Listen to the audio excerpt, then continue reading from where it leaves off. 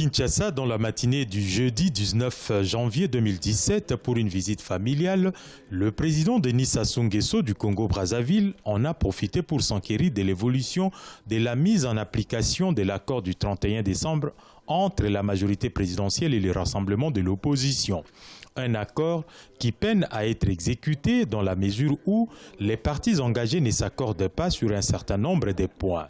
Pour les évêques catholiques, les conseils du président Sassou Nguesso dans la recherche de la solution sont indispensables. Le président du Congo, le président Denis Sassou Nguesso, l'une des personnes qui, dès le début, a encouragé la mission de bons offices des évêques, qu'il qualifiait d'ailleurs de dernier rempart.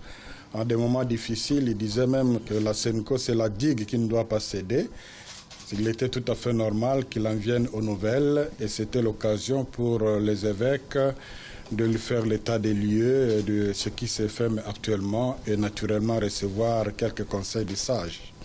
Parmi les points qui bloquent l'applicabilité de l'accord, c'est les refus par une partie de l'opposition, signataire de l'accord du 18 octobre, d'apposer sa signature à cet accord. Celle-ci, faisant bloc derrière le Premier ministre Sami Badibanga, pose des conditions avant de signer.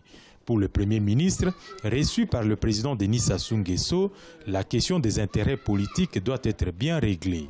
C'est d'abord une question de différentes composantes et de différentes forces politiques. Et deuxièmement, c'est une question d'intérêt politique par rapport aux forces en présence. Et c'est pour ça que je dis qu'il faut une solution équilibrée et d'équité où on respecte la présence et la position d'un chacun. Séparés par une frontière fluviale de 2410 km et deux capitales qui se font face, la RDC et la République du Congo sont unies par des liens étroits depuis des années. La démarche du président Denis Sassou Nguesso rentre donc dans la logique de la recherche de la paix et stabilité dans un pays où les chaos ne seraient pas sans conséquences pour son propre pays.